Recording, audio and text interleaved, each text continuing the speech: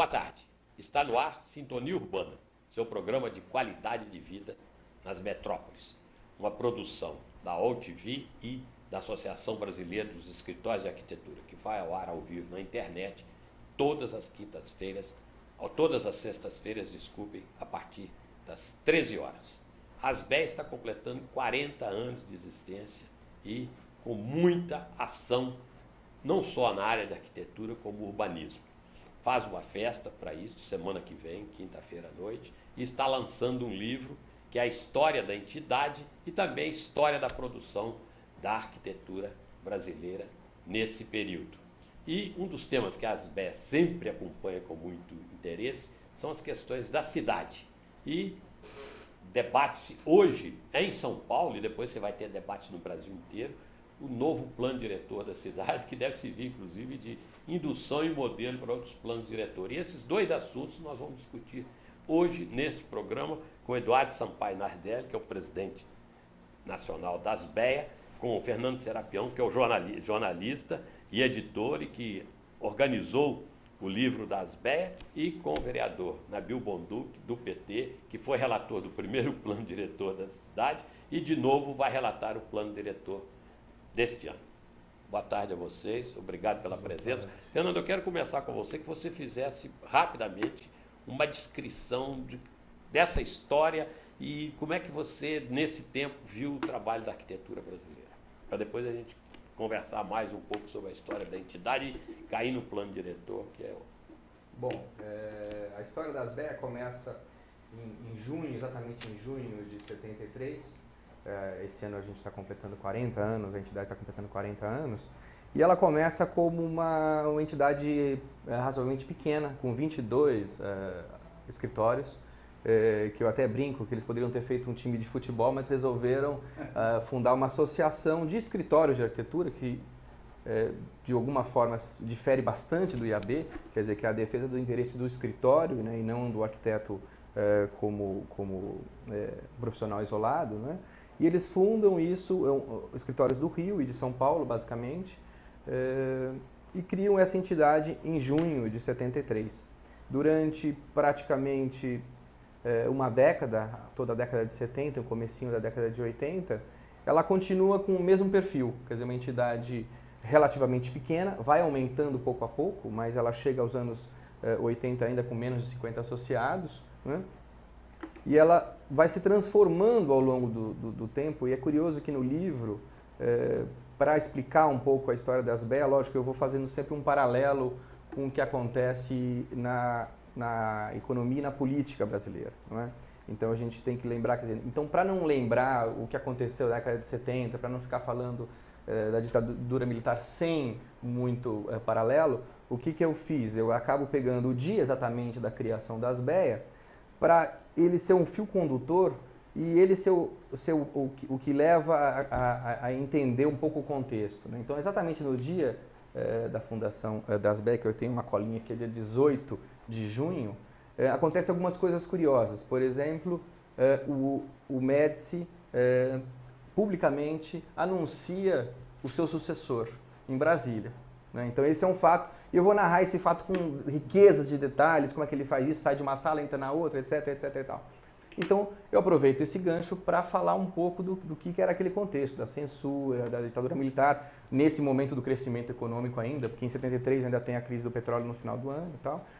E assim vai. E outras coisas curiosas que acontecem nesse mesmo dia, curiosamente, uma coisa que ninguém, acho que tinha levantado isso, ninguém tinha pesquisado e tinha feito esse paralelo, é a inauguração da primeira Bienal de Arquitetura de São Paulo, que também completou 40 anos agora, né? Então, talvez não por acaso, porque os arquitetos do Rio talvez tivessem vindo para São Paulo para participar, para prestigiar o lançamento da abertura da Bienal, acontece a criação a abertura da primeira Bienal, né? Então, eu aproveito esse gancho, descrevo também com aquelas cenas todas, mas aí para falar da arquitetura brasileira, etc, etc, etc. Bom, isso tudo acontece numa segunda-feira. E eu aproveito a narrativa das 5 décadas, que é 70, 80 até 2010, pegando um dia da semana de cada década marcante para contextualizar justamente isso. Mas só para encurtar um pouco essa história, nos anos 80 o que acontece? A data que eu pego justamente é a eleição de Tancredo Neves dia 15 de janeiro de 85, de uma forma indireta ainda, mas, ou seja, há uma abertura, né, política, né, e que, de alguma forma, isso reflete nas BEA. Quer dizer, no fundo, nessa década é marcada pela gestão do Tepperman, que é o primeiro presidente não fundador, que é de um grupo mais jovem, ou seja, há uma certa abertura dentro do contexto das BEA. E assim vai. Nos anos 90 a gente tem um outro marco, quer dizer, no fundo a data que eu pego, que eu pinço, é o dia que o Fernando Henrique Cardoso é nomeado à revelia, ministro da Economia, de uma madrugada, que ele foi dormir ministro e acorda ministro chanceler dormiu chanceler e acordou ministro da Economia, ou seja, que isso acaba transformando a história do país no sentido do Plano Real. E também nos anos 90, quer dizer, que são os anos da estabilidade, da conquista da estabilidade econômica brasileira. O que acontece nas BEA? A gente tem a presidência do Musa, que ele estabelece todas as bases do que é as BEA hoje, até hoje, ou seja, o relacionamento dos arquitetos com a indústria. Tem uma série de ações que ele toma que, no fundo, acaba dando um pouco o papel das BEA. E assim, sucessivamente, nos anos 2000 e 2010, vai acontecendo um pouco isso. Então, agora, pegando o gancho da resposta do Fernando, eu vou fazer uma pergunta dirigida aos dois. Quero ver a ótica de cada um vai apresentar. Nesse período descrito, você viveu um período de abertura, né? E eu viveu um período de fechamento. Olhando de hoje, aquele período mais difícil, ele teve influência na criatividade da arquitetura brasileira? E depois da abertura teve, ou seja, a arquitetura brasileira teve um momento frágil, como outras produções tiveram, e depois deslanchou, ou houve o contrário, não é, Pio? Você é professor. É uma pergunta difícil. É uma pergunta difícil. Né? Eu acredito que... Acho que a arquitetura ao longo desse período mudou muito. Né? Eu vou falar mais do urbanismo, menos da arquitetura. Né? Então, já que nós estamos falando de do décadas, urbanismo, né? Também. Em 73, nós tínhamos, por exemplo, aqui em São Paulo, vigorava claramente uma visão, que era uma visão de grandes obras, né? Grandes obras viárias, onde, de certa forma, o automóvel, né? Nós vimos ainda o clima do Brasil grande, né? Do desenvolvimentismo promovido pelos militares. É um período que, então, se abrem muitas avenidas, vai se inaugurar nesse período obras que nem o Minhocão, né? Foi nos anos 70, né? Começo dos anos 70, final dos anos 60, começo dos 70. E a cidade, ela passa por uma transformação muito grande, porque em 72 nós tivemos a lei de zoneamento, e assim como muitas vezes acontece, o período que antecedeu a lei de zoneamento foi um período de se protocolaram muitos projetos de prédios que depois passaram a ser limitados pelo zoneamento. Então nós tivemos bairros inteiros que se verticalizaram, Jardim Paulista, o Itaim, são bairros que se verticalizaram muito exatamente nesse período dos anos 70, que é um período onde, de certa forma, se instaura uma certa preocupação com o planejamento. Os militares, quer dizer, ao mesmo tempo que tiveram todos os problemas que trouxeram ao país, da censura, né, do controle da sociedade, né, da repressão, também investiram no planejamento, né, talvez até por conta de... Né, o planejamento muitas vezes esteve muito ligado a essa ideia do autoritarismo, né, da coisa do Estado definir o que deve ser feito, né? E de lá para cá, o que nós tivemos? Nós tivemos um processo na discussão do urbanismo de uma maior participação da sociedade no processo, né? E aí esse casamento entre planejamento e participação faz com que hoje a discussão sobre a cidade seja uma discussão muito mais aberta do que naquele período, inclusive que prioridades, para que investimentos devem ser feitos, né? Então, para a gente trazer uma comparação, enquanto naquele período as obras viárias eram as que estavam, né, de certa forma, sendo prioritárias, né, nas nossas cidades. Eu estou falando de São Paulo, mas podemos falar isso em relação a outras cidades brasileiras. Hoje, eu acho que a preocupação com o transporte coletivo passou na frente, né? Então, aqui em São Paulo, por exemplo, nós tivemos recentemente o cancelamento, não, o adiamento de um túnel que estava planejado ali na Avenida Roberto Marinho, né? Estamos tendo aí uma priorização no espaço público para o transporte coletivo, com as faixas, o programa e o próprio plano diretor, que articula, então, o processo de verticalização aos corredores, aos eixos principais de transporte de massa. Então, Acho que nesses 40 anos tivemos essa evolução, eu diria que é uma evolução, mas que ainda não está consolidada, né? Porque apesar de hoje se colocar a prioridade por transporte coletivo, ainda o automóvel ele tem um peso muito grande nas nossas cidades e acredito que não é fácil haver uma reversão desse processo.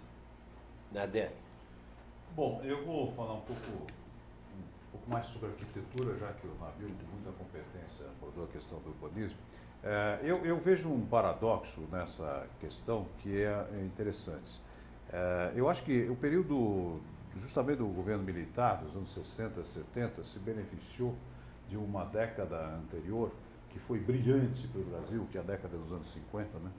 E nós tivemos aí uma internacionalização, vamos dizer assim, da nossa própria cultura, da competência brasileira, inclusive na área da arquitetura, festejando inclusive Brasília, que foi o ápice, vamos dizer assim, desse processo evolutivo, e que ficou como marca ao longo de todas essas décadas seguintes, registrada da nossa arquitetura, do nosso desenvolvimento. Eu me lembro, fiz faculdade, né, nos anos 70, provavelmente mais ou menos contemporâneo ao Nabil, quer dizer, era muito claro como se fazer arquitetura, os paradigmas estavam ali colocados de uma forma muito clara, as referências nacionais de renome internacional estavam ali dando aula para a gente, sentados ali na nossa frente, etc. Mas, ao mesmo tempo, o processo político foi nos alijando, né, foi fechando cada vez mais o Brasil a um debate interno e externo, né? Nós tivemos ações do governo militar que não são só ruins no sentido prejudicar, né, o debate político, ou que tenham sido, digamos assim, contra os direitos humanos. Nós temos ações concretas, né, na área da economia que fechou o Brasil por uma questão de estratégia de exportações e disso e daquilo, nos fechou a muitas coisas, inclusive o desenvolvimento tecnológico. Eu acho que o Brasil, ao longo do período militar, ficou reproduzindo coisas que já se faziam, cada vez mais foi reproduzindo, e, por exemplo, criou uma lei de informática que nos impedia praticamente de ter um computador pelo preço que isso atingiu com toda essa proteção. E de um jeito ou de outro, com essa e com aquela, nós fomos ficando alijados de um processo que foi acontecendo no mundo e foi se discutindo, o modernismo foi evoluindo lá fora, né, foram aparecendo outras manifestações que dificilmente entravam aqui, porque não havia clima de debate, não havia possibilidade concreta de se produzir essas coisas, de se introduzir novas tecnologias. O Brasil chegou a ser o quarto produtor maior do mundo de aço, e o aço, qual é a relevância que o aço tem na nossa produção, né? Então, quer dizer, muitas tecnologias foram se desenvolvendo externamente que nós não pudemos absorver, né? E acho que hoje nós estamos correndo atrás desse prejuízo, em termos de arquitetura, né? Acho que a gente tem uma arquitetura competente, não há a menor dúvida, existem coisas muito interessantes sendo produzidas no Brasil, mas quando a gente tenta entender, por exemplo, comparando mesmo a complexidade de determinadas obras que são paradigmáticas hoje no mundo, comparando com o que nós produzimos hoje, a gente ainda precisa fazer a lição de casa. Ô, Fernando Serapião, quando o livro, além de ter o seu texto, tem uma boa amostra, muito boa amostra do que foi feito na arquitetura brasileira nesse tempo pelos escritórios associados à ASBEC, representam boa parte da produção brasileira. Tem nessa linha do tempo algumas coisas bem marcadas, quer dizer, tinha esse sentido, depois esse, a influência dos antigos e tal, alguma coisa, ou é uma coisa bem aleatória? Você tem assim, não tem uma linha? Olha, acho que não chega a ser aleatória, nem também consegue ser tão demarcado assim. Mas, por exemplo, tem uns aspectos curiosos e que a gente vê que no fundo, a gente consegue identificar aquela época do que se fazia naquele período. Por exemplo, em algumas obras apresentadas na década de 70, elas usam, por exemplo, a treliça espacial, aquelas coberturas de treliça espacial, um pouco inspiradas no que se fazia na arquitetura internacional nos anos 70, final dos anos 60, começo dos anos 70. Então isso acontece e a gente percebe esse tipo de arquitetura, por exemplo, na sede do Unibanco, a sede administrativa do Unibanco ali na Raposo Tavares, quer dizer, isso é muito presente. Tem outros 4, 5 projetos desse período com esse tipo de solução. E aí você tem um contraste nessa época com o edifício de concreto da Escola Paulista, um pouco uma estrutura um pouco mais rígida, que está um pouco mais conectada à história da arquitetura brasileira. Dali para frente, é mais difícil a gente conseguir identificar, pelo menos na arquitetura, como uma tendência mais clara, que isso fique direto com os projetos. Mas você tem, lógico, uma coisa que é mais fácil da gente identificar, que são a mudança dos materiais, né? Quer dizer, no fundo, o concreto aparente, num certo momento ele vai desaparecendo, vai começando os edifícios revestidos novamente, né? No fundo, depois eles reaparecem lá na frente, né? Você tem umas soluções de vidro que não existiam no passado, você tem algumas tendências de materiais, mas propriamente de arquitetura, com algumas tendências muito fortes indo para lá ou para cá, é um pouco mais difícil da gente enxergar.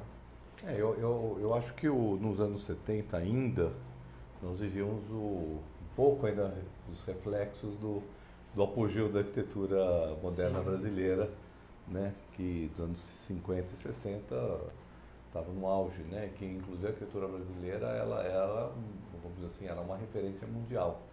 E a partir dos anos 70 ela começa a perder essa proeminência, esse protagonismo em termos internacionais, e eu acho que até hoje ela não recuperou, né? A arquitetura brasileira dos anos 40 e 50, e ainda até os 60, mesmo a produção do Niemeyer no final do século cai muito em termos de qualidade, e acredito que, né, ainda teremos que andar muito para poder recuperar o papel que nós tivemos. E outra questão também, já juntando um pouquinho a arquitetura humanista, eu acho que a nossa arquitetura dos anos, até os anos 60, era uma arquitetura que dialogava melhor com a cidade. Então, que tinha mais permeabilidade do espaço público, que tinha uma maior, vamos dizer assim, um programa que dialogava mais com os programas urbanos. E, bom, o próprio Brasília representa muito isso, né?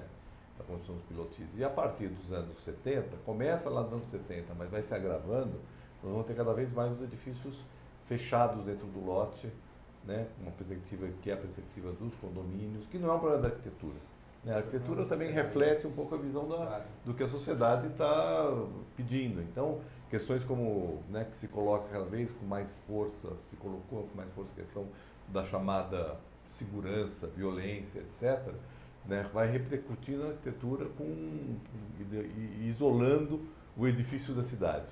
Então, eu acho que essa é uma das questões mais importantes que marca esse período aí do final do século XX, e acho que nós teremos que agora batalhar muito para reverter esse processo. Eu acho que nós estamos no processo de tentar reverter, mas não sei se vamos conseguir, porque não depende só dos arquitetos, né? Às vezes a gente se sente um pouco pregando no deserto, né? Porque coisas que são meio consensuais entre os arquitetos, né? Por exemplo, eu que estou na Câmara, que vou conversar com outros vereadores que de certa forma expressam a visão da sociedade, de alguma maneira, dos valores que a sociedade está colocando com força, percebe como nós ainda somos um pouco, né, alijados do movimento. Eu acho que nos anos, lá no meados do século XX, os arquitetos conseguiam fazer com que a sua visão fosse uma visão melhor incorporada pelo mercado imobiliário, né, pela própria sociedade. E acho que hoje é o contrário, o mercado imobiliário que impõe aos arquitetos a sua visão. Desafio, né, dele, como recuperar isto? Olha, eu não acho que é simples. Eu acho que ter um vereador como o Nabil na Câmara Municipal de São Paulo já é um passo extraordinário, né? Porque nós temos lá um representante altamente qualificado, capaz de interpretar o pensamento dos arquitetos e com um conhecimento da cidade muito bom. E acho que isso já é um passo muito grande. Agora, é evidente que todas as instituições têm que trabalhar nesta direção. Eu entendo que há uma perda do protagonismo do arquiteto neste processo que nós estamos falando aqui, né? Do arquiteto e do urbanista, não? Também, né? O arquiteto entendido como também urbanista. Né? Ao longo desse período, talvez até porque o Brasil tem abandonado uma visão mais humanística. Se a gente pega a história brasileira, não é? Dos anos 40, como você mencionou, até um pouco antes, e vai avançando até chegar a Brasília, etc., havia uma visão mais humanística do país. Quer dizer, o país, entendia o país como um desenvolvimento do país, como um processo completo, não só o crescimento econômico, né?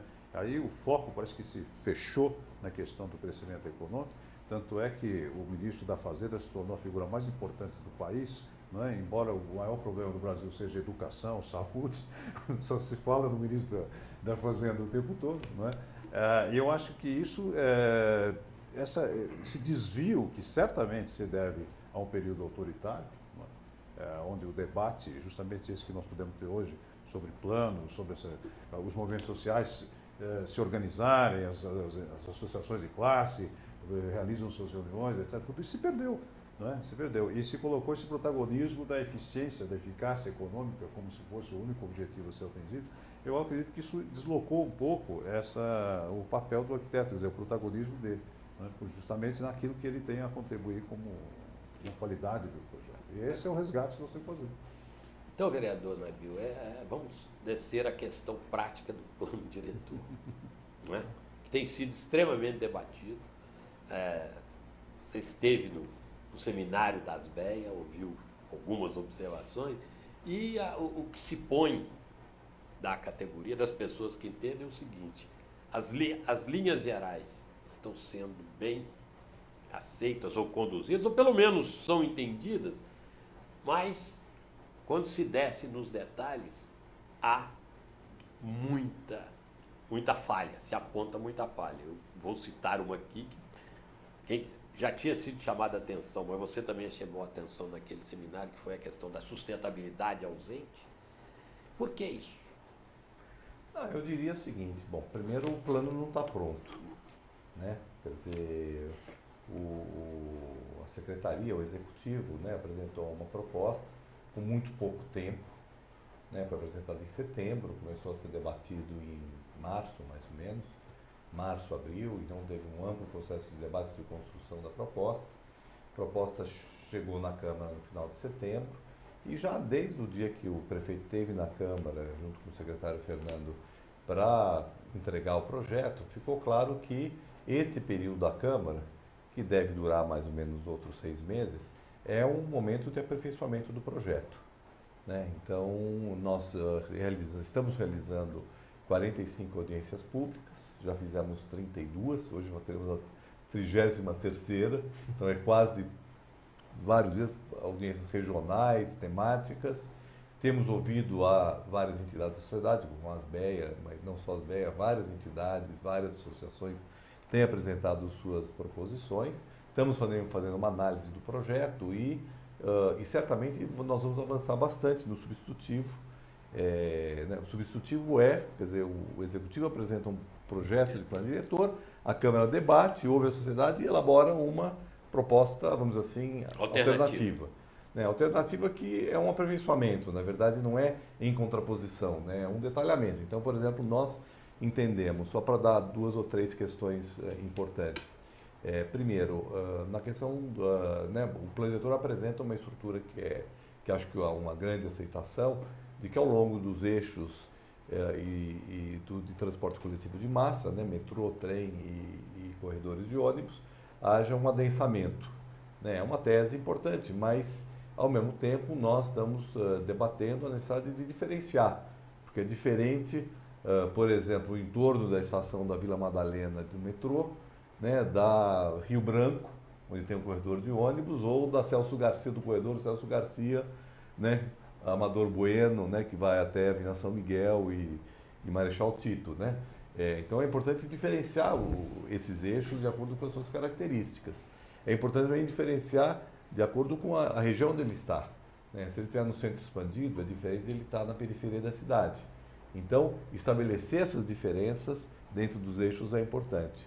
Outro conceito que está colocado no plano diretor, né, o conceito da macroárea de estruturação metropolitana, que pega áreas que devem passar por um processo de transformação estrutural na cidade, né, ao longo do Tietê, né, a Jacopêssego, ao longo da estrada de ferro da antiga Santo Jundiaí, que hoje está prevista uma operação urbana Moca Vila Carioca. Então, o plano diretor apresenta isso de uma maneira geral, né, como um eixo de estruturação metropolitana.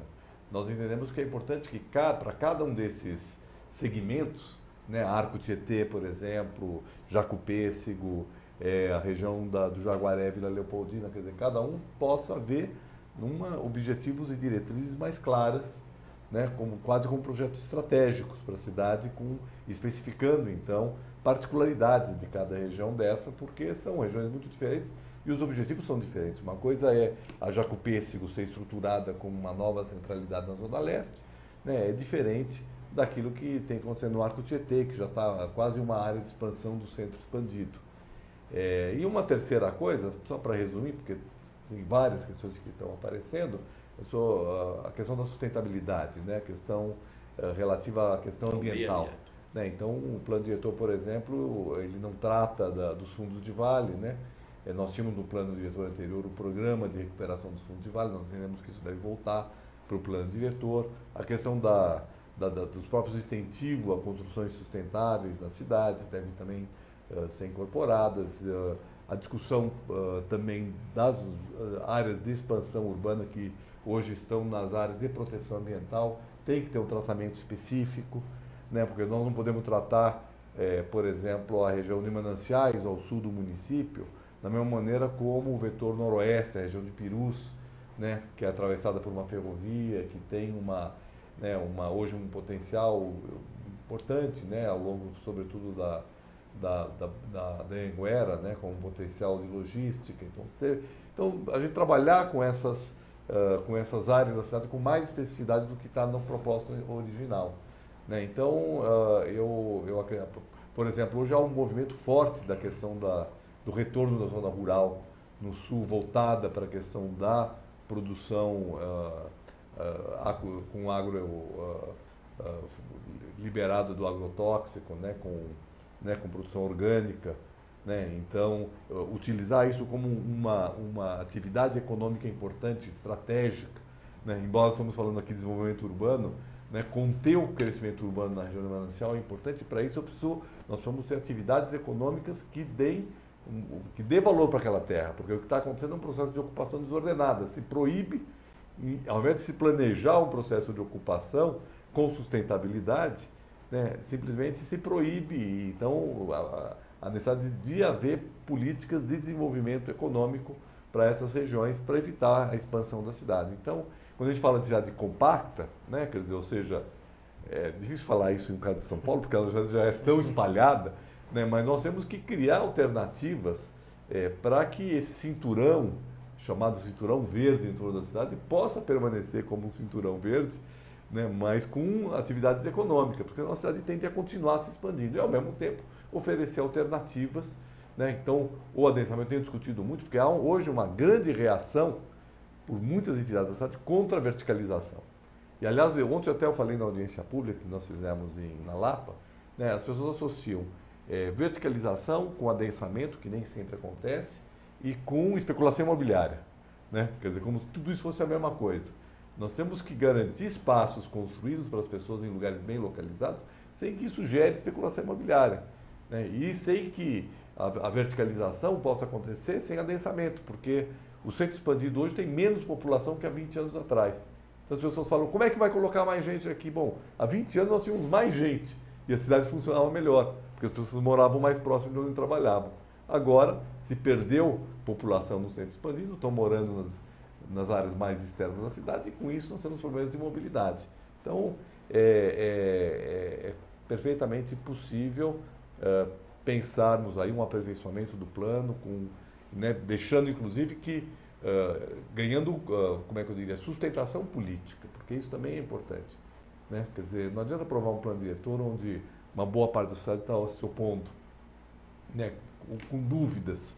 Né? Porque tem muitas entidades que estão dizendo, esse plano é um plano imobiliário, é um plano que interessa ao mercado imobiliário porque ele está propondo verticalização e adensamento em certas regiões. Esse tem sido o discurso de algumas entidades no processo participativo. Então, temos que evitar isso, mostrando que o mercado imobiliário precisa trabalhar para um projeto de cidade e não a cidade trabalhar para o mercado imobiliário. Provocação, Nardelli. É o plano imobiliário como está, se não for mudado? Não é um plano imobiliário, até porque quem está elaborando o plano é uma pessoa altamente competente, um colega nosso, que hoje é o secretário municipal de desenvolvimento urbano, não é? E que tenho certeza absoluta que ele não está querendo fazer aí um plano que favoreça a especulação imobiliária e nada disso, enfim, ele tem lá suas ideias e está propondo, fazendo uma proposta. O que eu acho nessa matéria toda é que existe por trás de tudo isso um viés que segue, que faz parte, digamos assim, de uma certa tradição brasileira de enxergar o mundo a partir do Estado. É um pensamento ibérico. Eu acho que a sociedade precede o Estado. Independentemente, muitas vezes, apesar do Estado, a sociedade se desenvolve. Tanto é que a cidade de São Paulo existe e, segundo a nossa amiga Raquel Ronick, 70% dela é completamente irregular e está construída. Então, independentemente de todas essas discussões, a cidade tem uma dinâmica própria, não é? E eu acho que aí é que talvez a gente pudesse começar a mudar a forma de pensar o planejamento urbano e ser menos ambicioso, digamos assim, na conceituação geral das coisas e no detalhe, como aliás o Botti levantou ali, quer dizer, no mesmo tempo que você faz um plano diretor, você faz uma lei de zoneamento, você já estabelece índices, você já engessa isso ou aquilo, ou condiciona isso ou aquilo. Talvez pensar em diretrizes mais amplas de crescimento, não é? De como a cidade deve ocupar seu território daqui para frente, e trabalhar mais no detalhe, como inclusive o Nabil aqui levantou brilhantemente, quer dizer, uma coisa é falar da Vila Madalena, outra coisa é falar da região da Barão do Rio Branco, né? Outra coisa é você pensar lá em Sapopemba ou na região sul de São Paulo. São situações muito diferentes, não é? E eu quero lembrar que nós temos, por exemplo, uma área no centro da cidade de São Paulo, que estudos, inclusive, feitos pelo vereador na sua condição de pesquisador mostram, né, que é a área que mais infraestrutura tem, principalmente em transportes, né, que é a área da luz. Não se consegue colocar em pé nada ali. Né? Eu fico impressionado, quer dizer, como é que pode uma área daquele tamanho ali dando sopa para todos os empreendedores imobiliários que nós temos aqui em São Paulo, altamente competentes, né? Certamente temos arquitetos muito capazes para fazer projetos naquela área, e aquilo não fica em pé. Né? Então, assim, eu acho que há coisas que transcendem a questão da discussão do plano diretor em si. Eu acho que nós precisamos talvez pensar um pouco mais em gestão das coisas, né? Em gerir processos. Esse discurso da especulação imobiliária, por exemplo, da verticalização, também é uma coisa que me assombra às vezes. Né? Porque metrópoles do tamanho de São Paulo, no mundo, tem edifícios 5 vezes mais altos do que os que são feitos aqui, não é? As melhores referências de São Paulo, aquelas que as pessoas, os paulistanos se identificam com ela, são edifícios altíssimos, que têm um coeficiente de aproveitamento, às vezes, de 20 vezes a área do lotes, estão lá no centro da cidade, não é?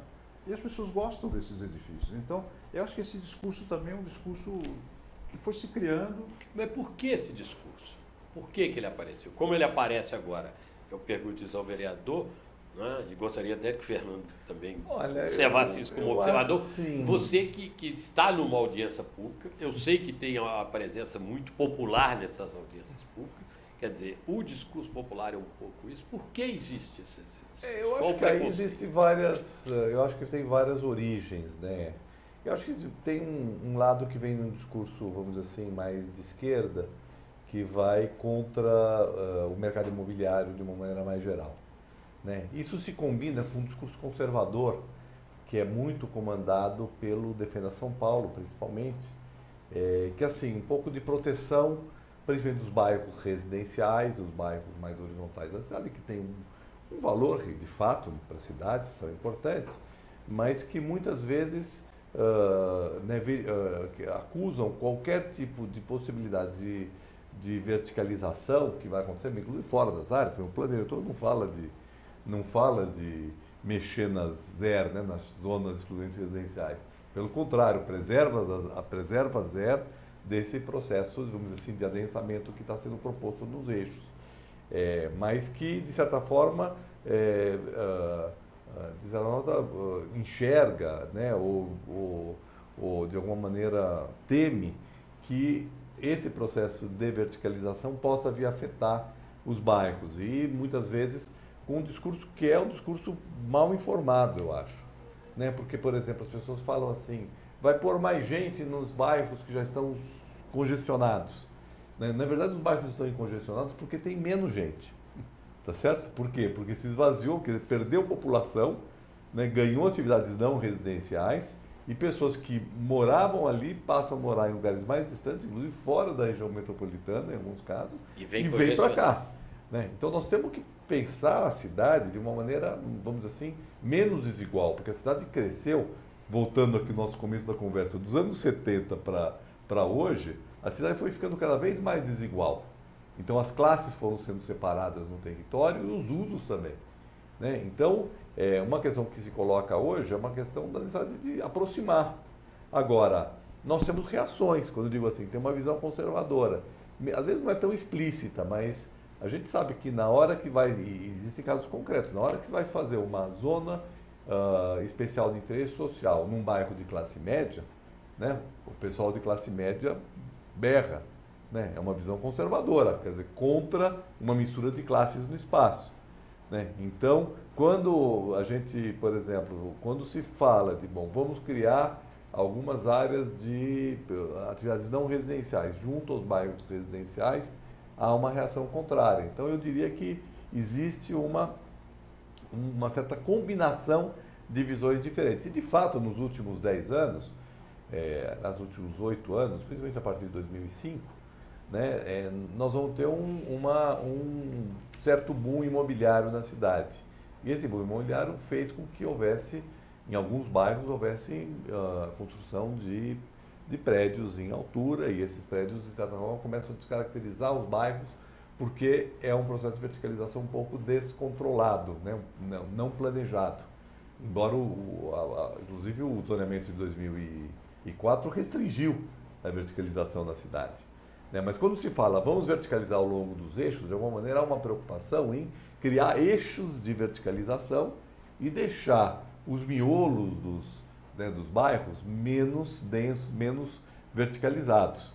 Então eu acho que é uma certa preocupação em evitar que, de repente, no meio de um bairro, né, surja lá um espigão, né, no meio de uma região de casas, que eu acho que essa é uma das questões que as pessoas têm muitas vezes se colocado contra. Então eu acho que tem uma mistura de vários elementos que fez com que de repente se criasse uma visão contra um adensamento que na verdade não existe. Na cidade de São Paulo é uma cidade pouco densa, né, do ponto de vista populacional.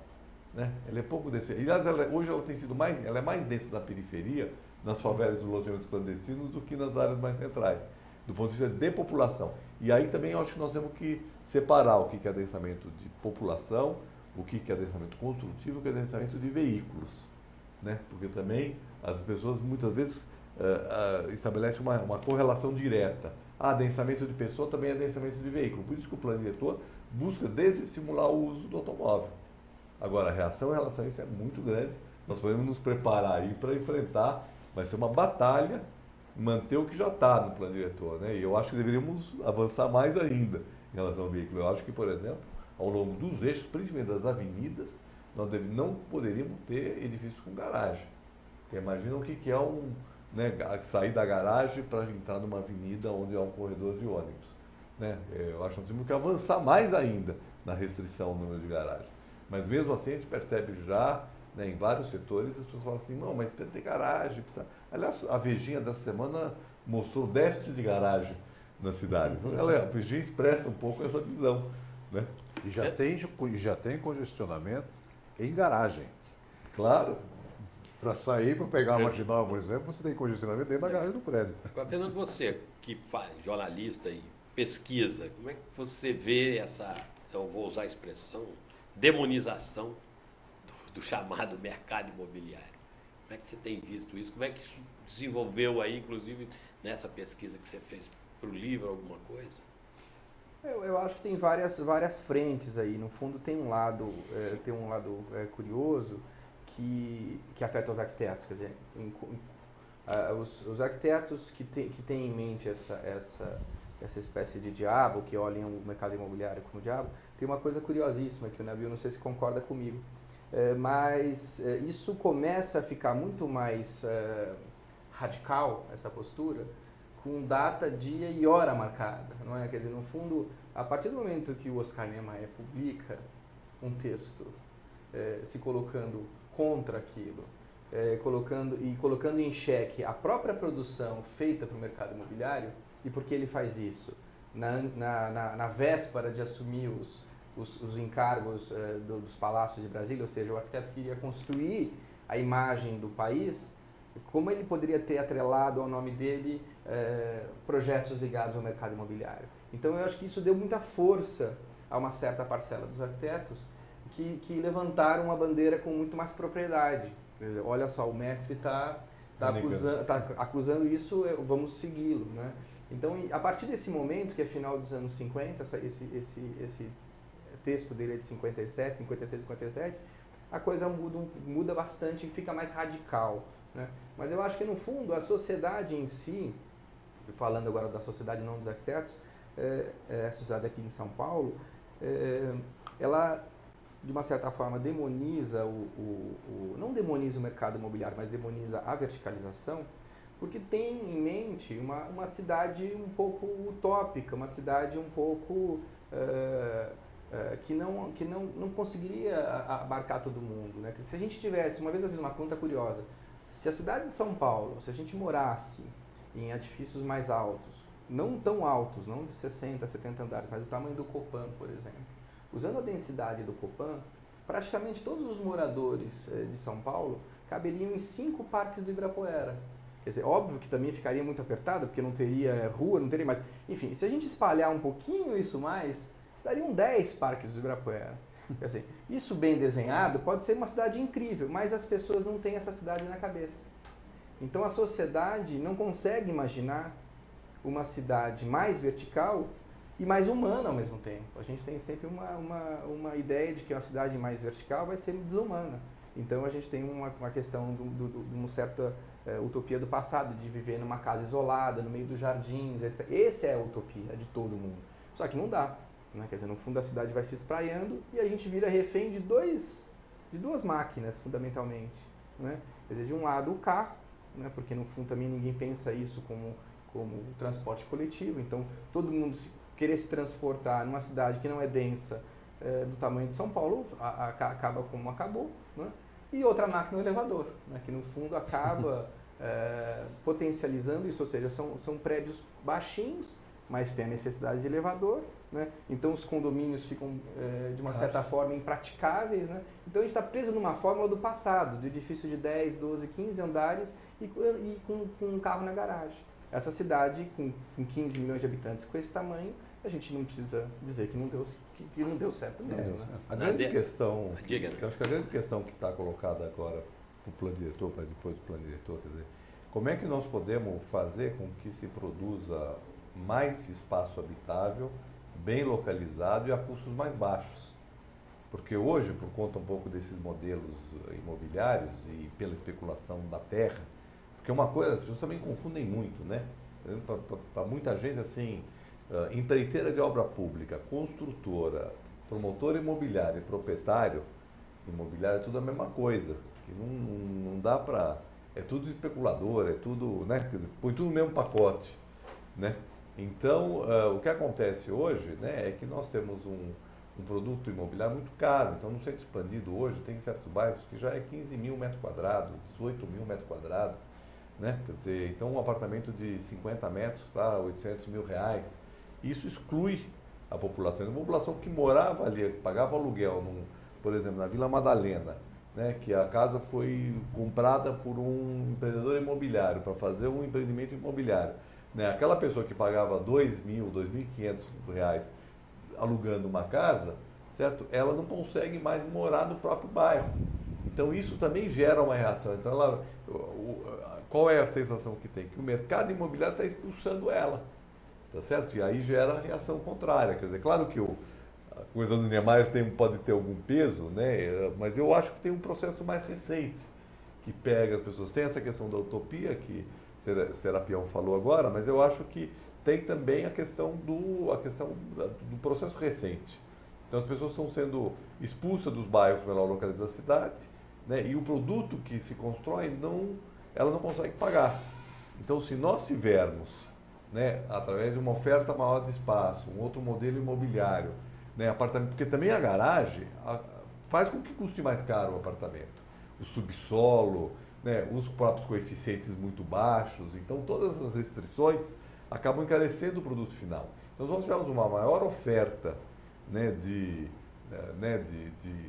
apartamentos para segmentos da população, não vou falar baixa renda, porque a baixa renda vai precisar ter intervenção pública, mas que o mercado poder oferecer para um setor de baixa classe média um produto bem localizado, com qualidade, com um bom projeto, em bairros onde ele vai encontrar emprego, serviços, vai poder dar pé, etc. Eu acho que aí nós vamos superar esse momento, né? Mas hoje as pessoas veem, né, esses prédios como aquilo que está expulsando, ela está excluindo, ou está fazendo a sombra, ou, né? Então, né, eu acho que, né, de fato isso acaba gerando uma reação contrária. Nardelli. Bom, eu acho que o Nabil colocou para a gente a pauta de vários programas que nós vamos ter que fazer sobre esse assunto.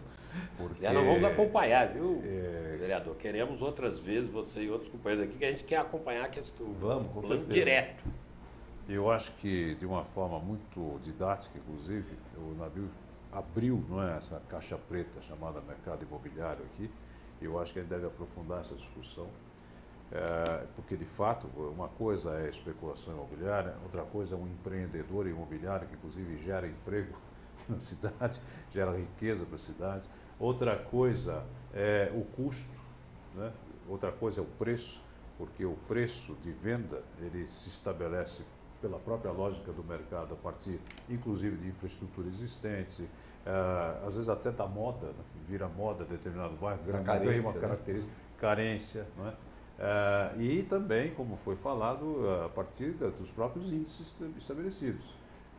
Por exemplo, eu acho curioso que a esquerda, né, tem uma crítica justamente à verticalização, quando a verticalização e o adensamento são justamente a otimização do aproveitamento do espaço que já existe, né? Do solo, da infraestrutura que já foi investida. Então, acho que isso tudo é uma discussão muito longa, mas que vale a pena a gente aprofundar, porque a gente precisa um pouco desmistificar tudo isso para poder entender a realidade tal como ela é. Aí, nesse aspecto, eu queria o depoimento do vereador, depois o comentário de vocês. Quer dizer, nós estamos falando de uma visão um pouco técnica da questão. Você tem participado dessas audiências públicas. Você citou certas dificuldades, até de convencer companheiros de Câmara de uma visão, né, de fugir às vezes da utopia e tal. Qual é, assim, a visão da sociedade sobre essa questão, nesses debates? Tirando aquelas questões específicas, a minha rua e tal, qual é? Ela consegue perceber essas questões que nós estamos falando? Olha, é muito diferenciada, né? Quer dizer, muito eu estou percorrendo, eu fui das 33 audiências públicas, eu fui até agora, acho que 28 ou 29, assim, tenho tentado acompanhar todas, mas é muito diferente. Então você vai, por exemplo, Parelheiros. Né? Parelheiros, sei lá, um debate enorme agora em torno do aeroporto, da proposta do aeroporto de Parelheiros. A população quer aeroporto, a população local, não toda, uma parte, porque acha que ali vai gerar emprego. Né? Ao mesmo tempo tem um pessoal mais do meio ambiente que é totalmente contra, um movimento contra o aeroporto. Né? Questão, em muitas regiões da cidade, a questão da habitação comparece com uma força muito grande, seja para regularização fundiária, seja para criação de espaços para habitação de interesse social, porque, na verdade, hoje o custo da terra, né, inviabiliza projetos de habitação de interesse social, né, na maior parte da cidade. Então, essa questão ela comparece hoje muito diferente, inclusive, de 10 anos atrás. Né? Quer dizer, hoje vamos dizer, a mobilização, né, da área de habitação está muito maior, né, com muitas ocupações de terra. Nós temos quase 100 ocupações de terra esse ano, né, porque essa disputa, e eu tenho dito sempre, tem disputa pelo espaço. Nós temos uma grande disputa pelo espaço na cidade, pelo mercado, pela habitação de interesse social, pelos parques, que é outro segmento aparece com a questão dos parques, né, porque a cidade está acabando as áreas verdes. Então tem algumas áreas verdes privadas que há movimentos para que se transformem em parques. E é importante para você poder ter esse equilíbrio. A gente fala de uma cidade compacta, né, para evitar que aquilo vire o adensamento absoluto, quer dizer, nós temos que ter o equilíbrio. Né? Então tem essa visão da proteção, né, anti-verticalização, é uma outra visão que aparece com força. Né? E aí tem segmentos específicos, os idosos, uma coisa que nunca aparecia, agora aparece com força. Né? A questão de que a cidade tem que ser pensada por idosos, que a população está envelhecendo, temos que pensar onde ficam as casas de repouso, que é uma modalidade agora inclusive de empreendimento que existe, tem centenas de casas de repouso que recebem, privadas, né, que recebem idosos. Então, são problemas que aparecem com muita... Né, tem todo o movimento da agricultura orgânica, né, que eu já falei, então em alguns, né, principalmente nas discussões de meio ambiente, isso aparece, as hortas. Hoje nós temos hortas urbanas, eu tenho o movimento dos hortelãos urbanos. Então eu acho que a cidade se complexizou. Há 10 anos atrás, quando tive a Monta Monitor, eu identifiquei basicamente 3 grandes grupos. Né? O movimento de habitação, o mercado imobiliário, né, que reunia os empresários de uma maneira geral, tem até uma frente com todos os empresários, e o Defenda São Paulo, que reunia os moradores dos bairros de classe média. Hoje, né, assim, se a gente for fazer um caleidoscópio, né, das várias forças, tem muito mais atores, né, então muito mais diversidade. Então o processo é mais complexo e esperamos a gente poder chegar a alguma coisa que seja um certo denominador comum aí do conjunto da sociedade, mas os debates são muito importantes para isso. Nós vamos continuar nesses debates. Infelizmente eu recebi hoje, não foi nem cartão amarelo, cartão vermelho, que o nosso tempo está encerrado. Eu quero agradecer ao vereador Nabil Bondu, que a presença aqui, está convidado para outros debates. O Nardelli já falou que temos uma pauta, queremos ajudar a fazer esse plano. Nardelli, obrigado. Serapião, obrigado. E só uma informaçãozinha rápida. O livro dos 40 anos da arquitetura brasileira vai ser vendido, né? Vai ser vendido, vai ser comercializado em livrarias e nas melhores lojas do ramo. Obrigado, muito obrigado. Sintonia Urbana chega ao fim. Voltaremos na próxima sexta-feira, sempre às 13 horas. Boa tarde.